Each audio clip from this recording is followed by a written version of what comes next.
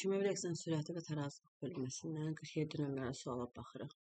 X bərabərdir Y plus Z reaksiyasında qrafik əsasən T1 anına qədər, zamanına qədər reaksiya tarazlıqdadır. Hansı dəyişikliklər aparmaq lazımdır ki, T2 zamandakı tarazlıq halı alınsın. Yəni əvvəldə tarazlıqda olub, sonra tarazlıq pozulub, təzədən tarazlıq halına gəlib. Bax, bu proseslərin olması üçün X-in azalıb, Y-in çoxalması üçün nə etmək lazımdır? Burada qeyd olunub ki, delta H kiçik sıfırdır. Delta H-ın qiyməti istilik effektinin qiymətindən, yəni qiyməti bərabər işarəsi əks olur. Ona görə bu sıfırdan kiçiksə, deməli reaksiyamız müsbət Q eksotermik reaksiyadır. İndi baxaq, sistemin həcmini azaltmaq.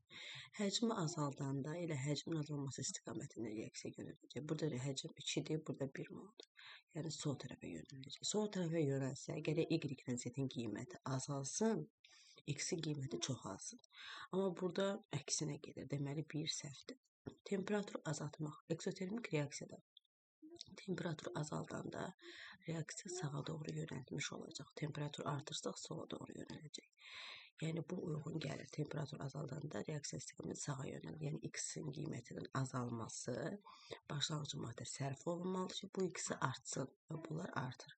Sonra sistemə Y maddəsi əlavə etmək. Y maddəsi məhsuldur. Əgər Y maddəsi əlavə etmiş olsaq, onda reaksiya sola doğru yönələcək. Yəni X-in artması bu iki maddənin azalması. Əvvəlcə Y artıb, sonra azalmalıdır. Z də azalmalıdır. Yəni bu qrafikə uyğun gəlmir. Ona görə doğru cavab bizdən isə nəyə soruşurdu? Alansı, yəni doğrunu soruşur. Ona görə yalnız 2C variantı olacaq. 49 nömrəli suala baxırıq. X üstəgəl Y bərabərdir Z plus T reaksiyası bizə verilibdir. Qrafikdə qatılığın zamanla asılı dəyişməsi göstərilibdir. Və hansı ifadə doğrudur? Katalizator iştirak etdikdə dəyişmir, yəni tarazlıq. Bu reaksiyanın həmin temperatur tarazlıq sabitin qiyməti ilə bağlı ifadə, tarazlıq sabitinin qiyməti soruşulur. Katalizator tarazlıq sabitinin qiymətinə təsir etmir. Yalnız reaksiyanı sürətləndirən göstəricidir katalizator. Deməli, birincidə katalizator iştirak etdikdə dəyişmir. Bəli, həqiqətən də dəyişməyəcək. Bu düzdür. Yəni tarazlıq sabitinin qiymətinə təsir etmir. Daha sonra birdən böyükdür, birdən kiçikdir. Tarazı sabitinin qiyməti K bərabərdir. Deməli, məhsulların tarazlıq qatılıqları hasili, yəni Z-lə T, Z vur T, bölünsün X vur Y. Burada da tarazlıq qatılığı deyəndə, yəni bax bu düz xəttə aid olan qiymət, yəni bu M-in qiyməti, bu da N-in qiyməti. Z-lə T məhsuldur, yəni M yuxarıdadır. Məsəl üçün M olsun 5, bu da olsun 3. Görürsünüz, bu yuxarıda, yəni böyük qiymətdir, N kiçik qiymətdir. Yəni böyük qiymət sürətdə yazılsa, kiçik qiymət M böl N nisbəti birdən böyük olacaq. Çünki bunlar böyük rəqəmdir. Birdən böyükdür, düzdür, bu isə səhvdir. Deməli, cavab A variantı olacaq. Daha sonra 62-ci suala baxırıq. Tarazlıqda olan X plus Y bərabərdir Z reaksiyasına sistemə X maddəsi əlavə etdikdə, yəni başlanğıc maddələrdən biri əlavə olunsa, bu zaman Y maddəsinin maddə miqdarının dəyişməsinin zamanın asılı qrafiki hansına uyğun olacaq? Deməli, bu reaksiyada X ilə Y başlanğıc maddədir. X əlavə edilibsə, deməli, sağa doğru reaksiya istiqamətlənəcək. Həmişə əlavə olunan tərəfə yox, əks tərəfə doğru istiqamətlənəcək. Yəni, sağa doğru. Bu o deməkdir ki, sağa doğru istiqamətləndirmək. O deməkdir, yəni başlanğıc maddələrin miqdarı azalmalıdır ki, Z əmələ gəlsin, Z-in miqdarı artsın. İndi bizdə X əlavə olub, amma Y-in istiqamətini soruşur, nə baş verəcək Y-ə? Y də azalacaq, çünki reaksiya sağa doğru yönəlir. Yəni, Y əvvəl tarazlıq halındadır. Y qiyməti azalacaq, sonra təzədən tarazlıq yaranacaq. Bu da E variantına uyğun gələcək. Sonra baxırıq 75 nömrəli tapşırığa. Burada NO plus oksigen bərabərdir NO2. Eksotermik reaksiyadır. Müxtəlif amillərin təsirindən tarazlığın yerləşməsi zamanı NO-nun maddə miqdarının dəyişməsi qrafikdə göstərilmişdir. Yəni, baxırıq ki, NO əvvəl tarazlıqdaydı. Sonra miqdarı artıb, təzədən tarazlıq halına gəlib. NO burada baxırıq reaksiyada hardadır? NO başlanğıc maddədir. Əgər başlanğıc maddənin miqdarı artıbsa, deməli reaksiya sola doğru istiqamətlənib ki, məhsullar azalıb, başlanğıc maddələr çoxalıb. Deməli reaksiya sola doğru yönəlməlidir. Bizdə isə eksotermik reaksiyadır. Eksotermik reaksiya düzünə gedən reaksiya istiqaməti, yəni sağa doğru gedən reaksiyadır. Biz necə eləyə bilərik ki, reaksiya sola getsin? Baxırıq, birinci təzyiqin azalması. Təzyiqin azalması, yəni həcmin çoxalması istiqaməti bizə lazım olacaq. Yəni reaksiya həcmin artması istiqamətinə yönələcək. Solda 2 və 1, 3 mol həcm var solda. Sağda isə 2 mol həcm var. Deməli, sağa doğru gedəndə, sola doğru gedəndə həcm çoxalır. Deməli, bu düzdür. Təzyiq azaltsaq, həcmin artması istiqamətində yönələcək. Yəni sola. Təzyiqin artması desə, həcmin azalması istiqaməti yönələcək. Yəni sağa. Bu səhvdir. Temperatur azalması. Eksotermik reaksiya düzünə gedir. Yəni sağa doğru istiqamətlənən reaksiya. Temperatur azaltsaq, istiqamət dəyişməyəcək. Yəni sağa gedəcək. Bu səhv ifadə. Sonra arxası o bir tərəfdədir.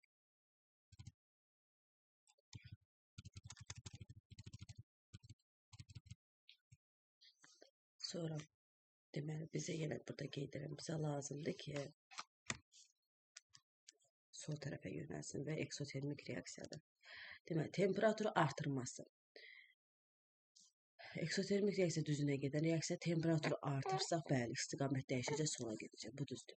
Sonra oksigenin qatılığının azalması. Reaksiya belə idi də, NO plus O2 bərabərdir NO2. Oksigen başlanğıc maddədir. Onun qatılığını azaltsaq, bəli, elə azalan tərəfə, yəni sola doğru istiqamətlənmiş olacaq. Bu da düzdür. NO2-nin qatılığının azalması. NO2-nin yəni azalması, yəni çıxarırıq da sistemdən müəyyən qədər. Çıxartsaq, o istiqamətə yönələcək. Hardan maddə çıxarırıqsa, çıxartdığım tərəfə istiqamətlənəcək. Ona görə bu səhvdir. Doğru cavab 1, 4 və 5 olacaq. Baxırıq 78 nömrəli test tapşırıqlarına. Qrafik əsasən başlanğıc maddələrin tarazlıq qatılıqları cəminin reaksiya məhsullarının tarazlıq qatılıq cəmlərinə nisbətini baxın. Burada bu əyrilər, baxın, məsələn, x-i götürək də. X görsünüz 7 nöqtəsindən başlayıb. Bu bunun başlanğıc qatılığıdır. Gəlir tarazlıq halına. Tarazlıq, yəni düz xətt olan hissənin nöqtələrlə gəlib birləşdirsək maddə nə idi? Birləşdirsək burada oxa görəcək 4 nöqtəsində oxa gəlir. Yəni tarazlıq 4-ə çatanda tarazlıq halı yaranır. Yəni 7-də başlanğıc qatılığıdır, 4-də gəlir dayanır. Yəni 4 artıq qalan miqdarda tarazlıq qatılığıdır. 7 çıx 4 3-də sərf olunan qatılıqdır. İndi baxaq, reaksiyanı tərtib edək. 7 nöqtəsindən 2 əyri gəlir və dayanır. Bunlar x-dən y-dir. Deməli bunlar başlanğıc maddələrdir. 0 nöqtəsində 2 əyri artır z-lə t. Deməli, bunlar məhsullardır. İndi bunların tarazlıq qatılığı. Bax, bu düz xəttlərin gətirib birləşdirəcəyik bura. Bax, bu bunların tarazlıq qatılıqlarıdır. Deməli, z-in tarazlıq qatılığı 5-dir. Sonra t-nin tarazlıq qatılığı burada 2-dir. Bax, bura t yazmalıyım. Bura 2-dir. Sonra x 7-dən gəlib düşüb 4-ə. Bax, burada dayanıb tarazlıq hal olub. Bura 4-dür. Y-də 3-də gəlibdir, yəni. Y-də 3-də. İndi başlanğıcın tarazlıq qatılıqları deyir cəmin. Bölürük məhsulların tarazlıq qatılıq cəmini. 4 üstə gəlir 7, böl 5 üstə gəlir 2, yenə 7. O da deyəcək 1 cavab. Sonra 79-cu suala baxırıq. N2 üstə gəl H2 bərabərdir NH3 reaksiyasından, yəni amoniak əmələ gəlməsi reaksiyasından dönən reaksiyadır. Azot və hidrogenin başlanğıc qatılığı uyğun olaraq 6 və 14-dür. Tarazlıq anında azotun qatılığı 3 dəfə azalıbsa, hidrogenin qatılığı neçə dəfə azalacaq? İlk öncə gəlin burada reaksiyanı yazaq yenidən. 3H2 bərabərdir 2 mol NH3. Deməli, burada qeyd edirik. Başlanğıc qatılıq, sərf olunan qatılıq və tarazlıq qatılığı. Məhsulun başlanğıc qatılığı həmişə 0 olaraq qeyd edirik. Burada verib bizə azotunki 6-dır, hidrogeninki 14-dür. Yazırıq başlanğıc bu 6-dır, bu da 14-dür. Deyir ki, tarazlıq anında, yəni tarazlıq anı bu anda, tarazlıq anında azotun qatılığı 3 dəfə azalıbsa, azotun qatılığı əvvəl neçə idi? 6. 3 dəfə azalıbsa, yəni 3-ə bölürük, eləyir 2. Həməl tarazlıq anında azotun qatılığı 2 olub. 6 idi, olub 2. 6 bölü 2 3 eləyir. 3 dəfə azalıb olub 2. İndi başlanğıc qatılıq böyük olur. Həmişə sərf olunan qatılıqdan tarazlıq qatılığın cəminə bərabər. Burada başlanğıc qatılıq var, azotun 2 və tarazlıq var. Sərf olanı tapa bilərik də, 6-dan 2-ni çıxıb 4 yaza bilərik. Və yadda saxlayaq, sərf olunan qatılıq həmişə reaksiyaya daxil olan maddələrin mol nisbətinə uyğun olur. Reaksiya 1 mol azot girəndə 3 mol hidrogen alınır və 2 mol amonyak alınır. Bizdə sərf olunan qatılıq 4-dür. Yəni 4 mol azot reaksiyaya giribsə, onda hidrogen neçə mol olacaq? 1-in 3-ədirsə, yəni bu 4-ün də 4-ü vuracaq 3-ə eləyir 12. Bu da 1-in 3-ə nisbətinə uyğuna gəlir. Bu da olacaq 2, yəni bu buna 2 dəfə artırsa, bu da olacaq 8. Yəni bu 1 mol olan 2 moldursa, 4 mol olan da 8 mol olur. İndi bizə nə deyir axırı? Hidrogenin qatılığı neçə dəfə azalıb tarazlığında. Bu başlanğıcdır. Bu da sərf olunandır. 14-dən 12 çıxsaq buraya alacaq 2. İndi görə hidrogen nə qədər azalıb? 14 olub əvvəldə, sonra olub 2. Yəni 14-ü 2-yə bölsəm eləyəcək 7. Deməli 7 dəfə azalmış olacaq. Sonra 80-ci suala baxırıq. 80-ci sualda amonyakın alınması reaksiyasında maddələr verib. Hidrogen və amonyakın tarazlıq halında qabda olan kütlələri M-M-dir. Yəni tarazlıq halında bunların kütləsi eyni olur. Tarazlıq yarandıqda hidrogenin başlanğıc kütləsi neçə faiz reaksiya daxil olur? Biz gərək hidrogenin başlanğıc kütləsini tapaq, reaksiya daxil olanı tapaq və tarazlığını bilək ki, müqayisəni apara bilək. Reaksiyanı təzədən yazıram. N2 üstə gəl 3 mol H2 alınır 2 mol NH3. Başlanğıc qatılıq sərf olunan və tarazlıq qatılıq qeyd edirəm. Burada amonyakın başlanğıcını 0 əvvəldən yazıram. Və tarazlıq halında qabda olan kütləsi hidrogenlə, bax hidrogenlə, amonyakın kütləsi eynidir. Bunu necə edək? Gəlin elə reaksiyanın özü 1, 3 və 2 nisbətində deyilir. Reaksiya uyğun kütlələrini götürək. Yəni amonyak olsun. Amonyakın ayrı 17-də 2-yə vuranda eləyir 34. Gəlin M-in qiymətini 34 götürək. Yəni reaksiya nəticəsində 34 qram amonyak alınmış olsun. Bu zaman 34 qram amonyak alınanda onsuz da amonyakın sərf olunan tarazlıq qatılığı həmişə bu qiymətlər bərabər olur bir-birinə. Bu məhsuldur, məhsulun sərf olunanı olmur. O 0 qiymətindən, baxın 0 qiymətindən gəlir dayanır müəyyən qiymətə, yəni bizim halda 34-dür. 34 qram amonyak əmələ gəlir. Yəni ona görə buradakı qiymətlər həmişə eyni yazılır. 34 qram amonyakın alınması üçün neçə qram bu maddələr daxil olmalıdır reaksiya? Görürük ki, 3 mol hidrogen daxil olmalıdır. 3 mol hidrogen də 6 qramdır. Sərf olunan yaza bilərik. Bu mol nisbətidir əslində. Yəni reaksiya daxil olan miqdar kütlə burada yazılır. Molur və s. tarazlıq qatılır.